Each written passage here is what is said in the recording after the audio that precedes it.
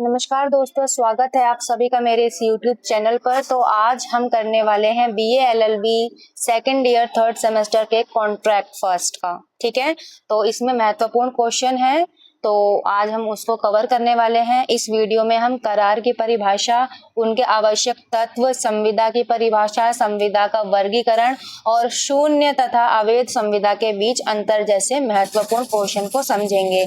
तो चलिए शुरू करते हैं। सबसे पहला क्वेश्चन है हमारा, करार से क्या आशय है।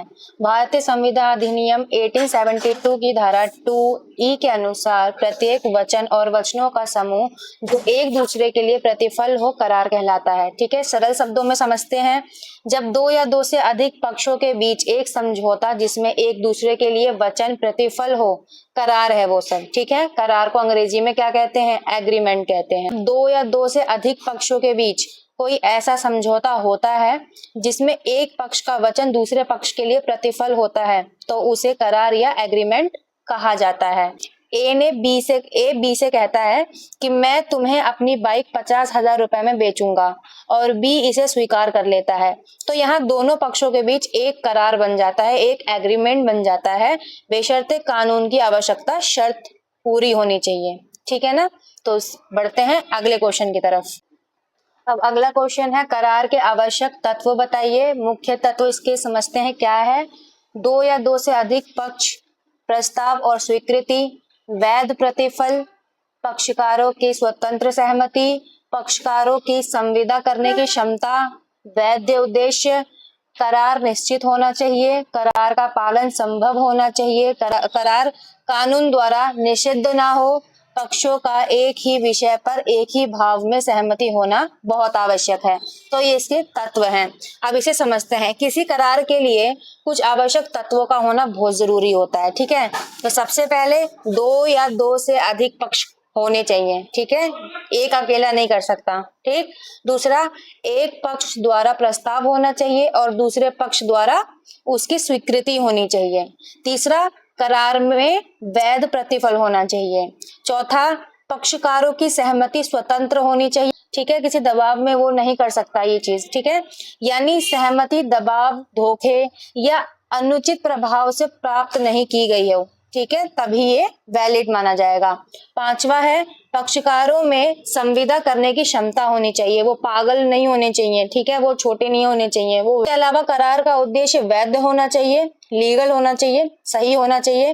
करार निश्चित होना चाहिए और उसका पालन संभव होना चाहिए। साथ ही ऐसा करार कानून द्वारा निषिद्ध नहीं होना चाहिए। इसीलिए इन सभी आवश्यकताओं का होना बहुत ज्यादा जरूरी है, एक वैध करार के लिए बहुत महत्वपूर्ण है। ठीक है, चलो बढ़ते हैं नेक्स्ट क्वेश्चन पर।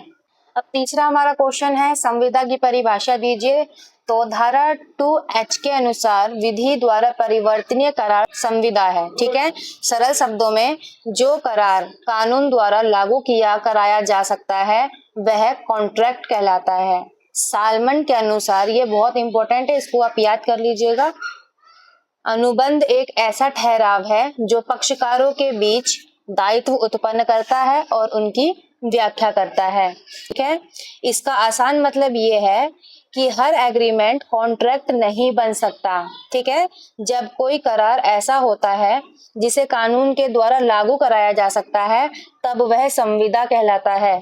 अगर दो पक्षों के बीच कोई ऐसा एग्रीमेंट है जो कानून की सभी आवश्यकताओं को पूरा करता है और जिसे जरूरत पड़ने पर न्यायालय द्वारा लागू कराया जा सकता है, तो वह कॉन्ट्रैक्ट यानी संविदा होगा। ठीक है, सालमन हमें यही समझाते हैं कि संविदा ऐसा एग्रीमेंट है जो पक्षकारों के बीच कानूनी दायित्व उत्पन्न करता है। ठीक है, अब नेक्स्ट क्वेश्चन समझते हैं। प्रत्येक संविदा करार है परंतु प्रत्येक करार संविदा नहीं है। समझाइए। हर संविदा पहले एक करार होता है, लेकिन हर करार संविदा नहीं बन सकता। जैसे अभी प्रीवियस में बताया था, संविदा बनने के लिए करार का होना बहुत ज्यादा जरूरी भी है, और संविदा बनने के लिए करार का कानून द्वारा परिवर्तनीय होना आवश्यक है। जैसे करार होना चाहिए, विधि द्वारा परिवर्तनीय होना चाहिए, तब जाके वो संविदा बनता है। सभी करार संविदाएं नहीं हो सकती हैं। ठीक है, भारतीय संविदा अधिनियम की धारा 2H में बताया गया है, contract is an agreement enforceable by law. ठीक है, तो इसे आसान भाषा में समझते हैं।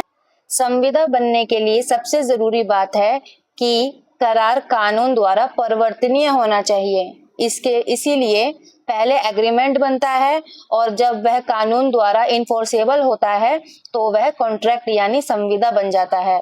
इसे आप एक छोटे से फॉर्मूले से याद कर सकते हैं, जैसा मैंने यहाँ नीचे बताया है।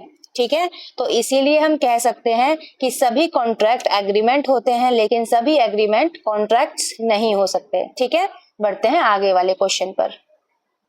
समझते हैं, संविदा का वर्गीकरण कीजिए।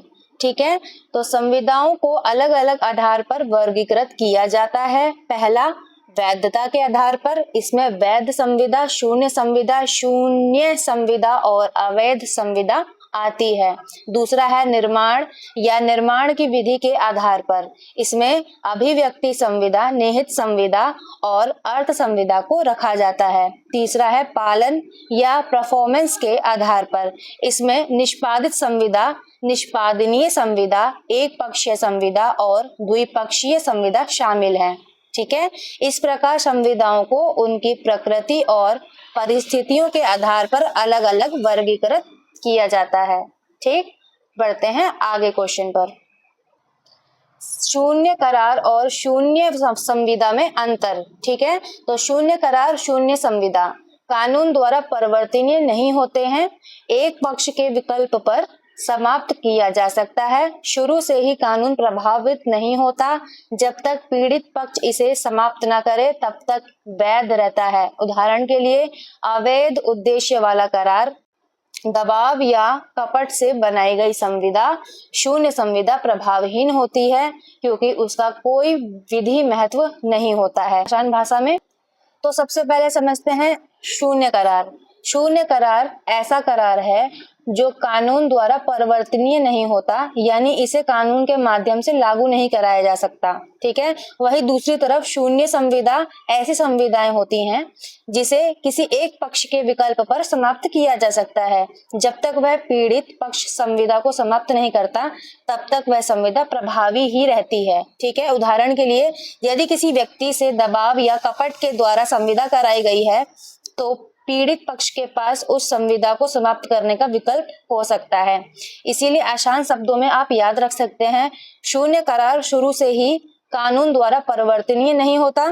ठीक है, जबकि शून्य संविदा प्रभावी रहती है जब तक संबंधित पक्ष उसे समाप्त नहीं कर सकता, या फिर उसके पास चॉइस होनी चाहिए कि मैं इसे समाप्त करूं या ना करूं। ठीक है, बढ़ते हैं नेक्स्ट क्वेश्चन पर।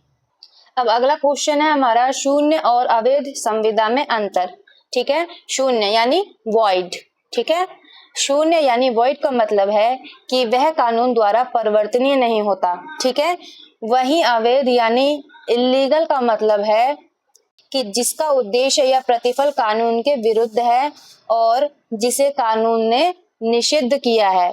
इसीलिए दोनों में से एक महत्वपूर्ण अंतर है। शून्य करार जरूरी नहीं है कि हर स्थिति में कानून के विरुद्ध हो, वह केवल कानून द्वारा परिवर्तनीय नहीं हो सकता, लेकिन अवैध करार का उद्देश्य या प्रतिफल कानून के विरुद्ध होता है। याद रखने की सबसे अच्छी लाइन ये है कि हर अवैध करार शून्य होता है, लेकिन हर शून्य करार अवैध नहीं होता। यानी अवैध शब्द का अर्थ ज्यादा सीमित है और शून्य का ज्यादा व्यापक है।